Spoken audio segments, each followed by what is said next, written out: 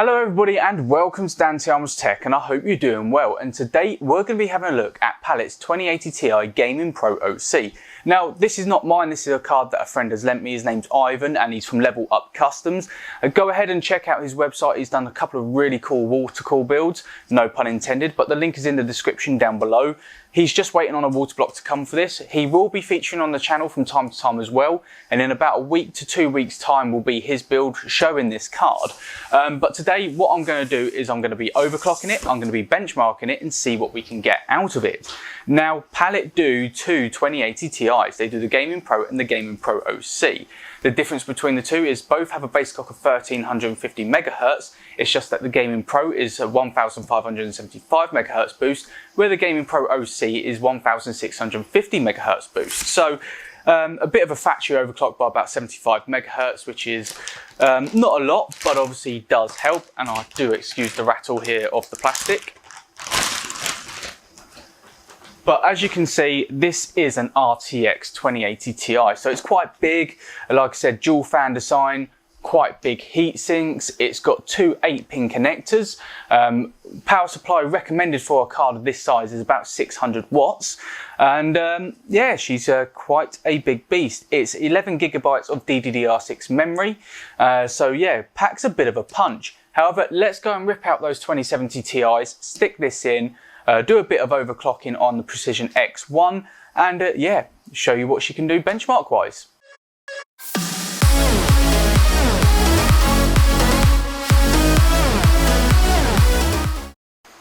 So there you go, she is all in, and do excuse the camera shake, but I'll zoom in and look, there she is. Really nice thing about the Palit card, and most AIBs actually, is they do put backplates on their GPUs. It just helps with the heat dissipation, It covers that bare PCB and it does make it look a lot better. But yeah, obviously DDU'd the old drivers, installed the new Nvidia drivers, so it's a fresh, clean install. And do excuse the camera shake, but I'm going to move you now on over to this screen here. And if I can get the chair out the way enough, we can actually then have a look at some overclocking software. So there you go, I will come out a bit more. As I said, do excuse the camera shake there. Might help if I got the camera in the right place so I could actually reach the computer. So I'm just going to turn this round. There you go. Make sure she's all lined up. Sorry guys, I have got no help today, so it is just myself. So we're going to be using Precision X1 today. You have got ThunderMaster, which is Palit's own overclocking software, but I don't really like it, to be honest with you. It's a nice simple design, and as you can see everything there, you've got your boost clock coming up on your core, obviously GPU temp, fan duty, which is basically it's running at 35%, and the megahertz down here of your memory as well. To overclock it, you just go to overclock in the middle, and it brings up this lovely set of boxes here. Again, you've got your GPU clock offset, memory clock offset, GPU over voltage, power target, GPU temp, and obviously your frame rate. Mine's set to max because obviously you overclock to get the most out of your cards you can. You can also do an overclock scan, so you can put in your own sort of numbers here and then scan it and see if it's going to be stable. But that doesn't always work for everything. It just gives you an average, and it runs about 15 to 20 minutes. The only problem I have with ThunderMaster itself is when you go to set the megahertz on the GPU clock or any one of these numbers here, you can't enter in a number here manually. So you can move the slider. At the moment it says 165. If I jump it down, it says 127. If I want to bump it up a little bit, it goes to 190. It's very temperamental, and you just can't get the overclock to how you want it, which is not very good. Obviously, if 130 megahertz plus 130 megahertz, on your GPU clock is obviously crashing it, and you want to get say 129 and it may be stable, you just can't do it. Or you might be able to, but it's going to take you a long time to do it. So I'm going to quit out of ThunderMaster, and we're going to come back to EVGA's Precision X1. Now this is what I use for all my GPU overclocking is Precision X or EVGA's Precision X OC if it's an older card. You can still do it on Precision X1. But let's go through some of the details here. So here's your memory, and at the moment you're running at 7,000 megahertz on the memory. Over on the middle you've got your GPU. So this clock here is the megahertz of the current GPU. So at the moment it's at its base clock of 1350, and then down here is your voltage. Now this is a slider that will get everybody confused, and if we have a look at it, at the moment we're drawing 713 millivolts. If I add 100 millivolts to that and click apply, this number here doesn't jump up. And basically all that's doing is asking for it to have the extra power when it's needed to draw it, when obviously you're overclocking. But we'll set that back. Over here's your target. Now here's your power target. Now at the moment we're set to 100%, but we're only using 24% of that power. Now if you run a benchmark with this static, and obviously then it goes up to 100% or 99%, you're pretty much going to be power limited. And underneath is your GPU temp. Now obviously these two sliders are in tandem, so if you whack them all the way up, you can see we've got 127 on the power target. That doesn't mean it's going to add 127% to the clock, or the 127% of power extra. Basically anything over 100 is that extra percentage. So 127 is going to give us 27% more power when it's needed, obviously for stable overclocking. So the more volts it draws, obviously the more power it's going to draw, and in turn with that your temperature on your GPU is going to go up and the clock come down. So the reason that happens is because the hotter the graphics card gets, the lower the megahertz will drop. The lower the temperatures on the GPU, the higher the megahertz. It's that GPU boost. Obviously, if you don't know if you've got an overclock on your GPU or not, just click default, and that will return everything back to factory settings. However, when you are overclocking, you've got your fan speeds down here.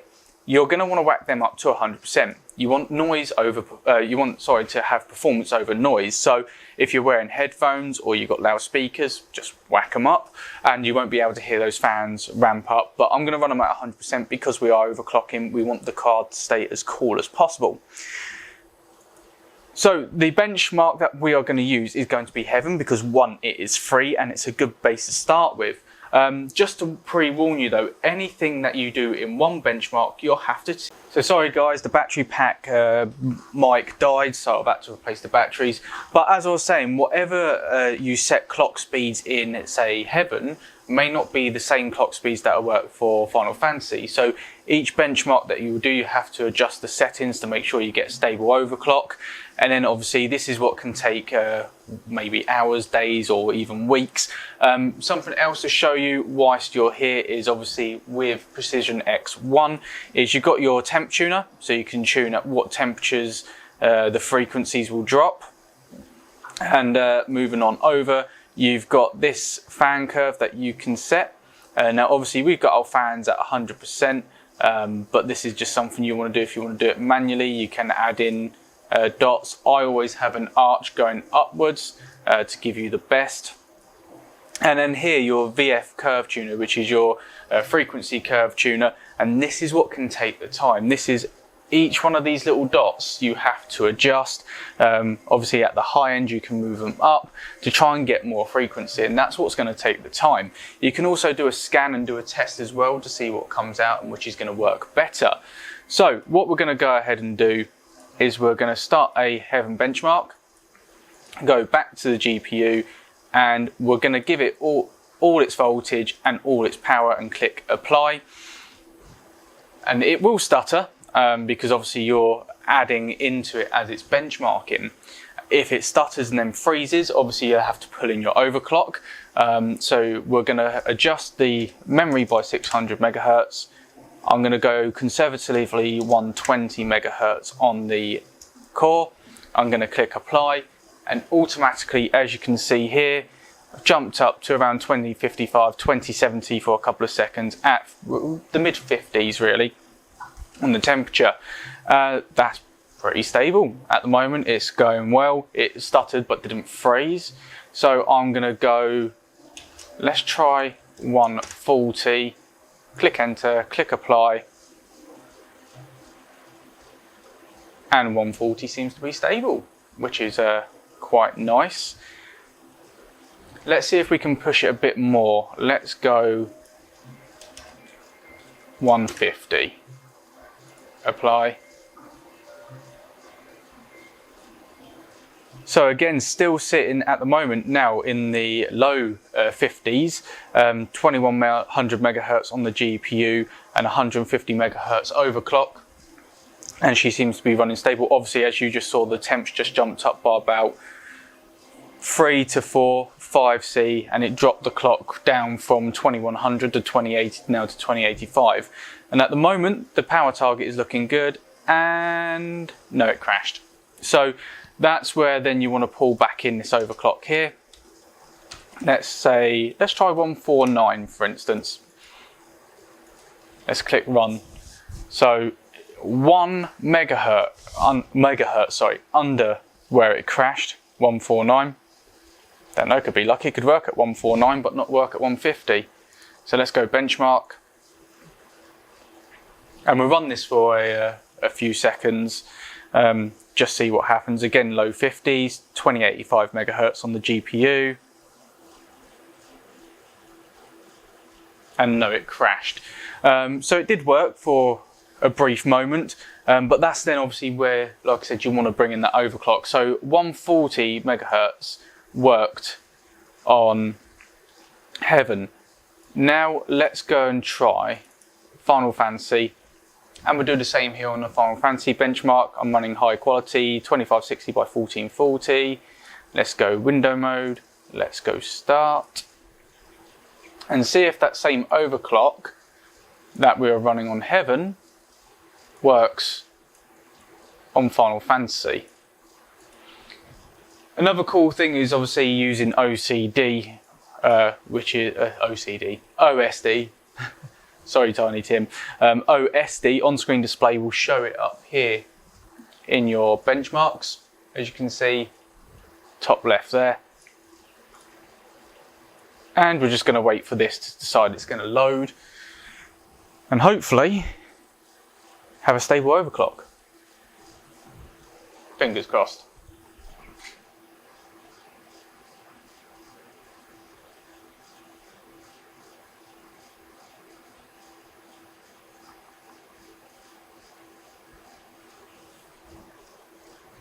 I am actually going to adjust that back to 140, which is what it was before.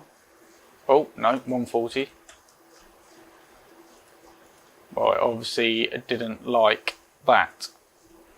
You're good. You're good. You're good. And stop.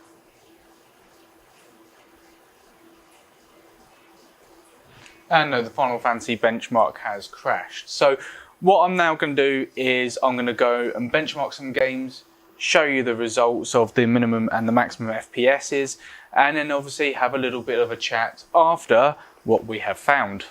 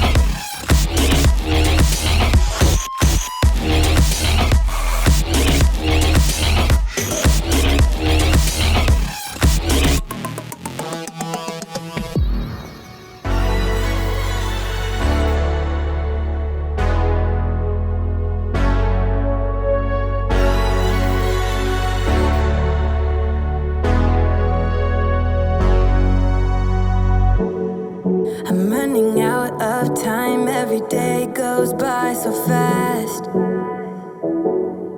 and every moment counts, baby. I don't wanna miss a thing. We can sleep under the stars, we can sleep under the stars, or hang out in hotel bars, driving somewhere in your car. We can sleep under the stars, we can sleep under the stars, under the stars.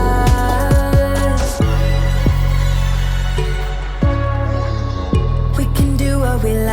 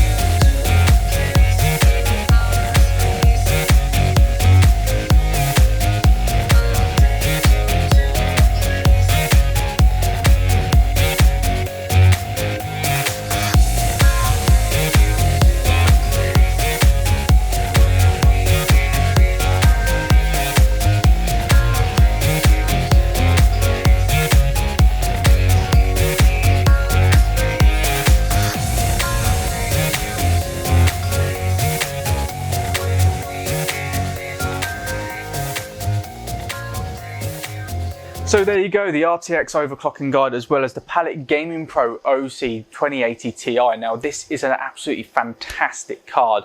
High settings, 1440p, absolutely destroyed frames, kept cool at around about 58C. I didn't get it any higher than that, but it shouldn't do in a case like this as well. We are going on over to Level Up Customs to stick this in Ivan's build, so thank you Ivan for lending it to me, I'm greatly appreciated, and you'll be seeing him from time to time on the channel as well. Level Up Customs website is in the link in the description down below as well, so go and check out their website and have a bit of a nose at their gallery. However, at the time of filming, this card is £1,105 over on Amazon. The affiliate link will be in the description down below. Now, it doesn't cost you anything more, but it really does help out the channel. So if you do buy one, I thank you in advance. Or if you do buy anything else off Amazon using my affiliate link, then obviously greatly appreciated. Thank you guys.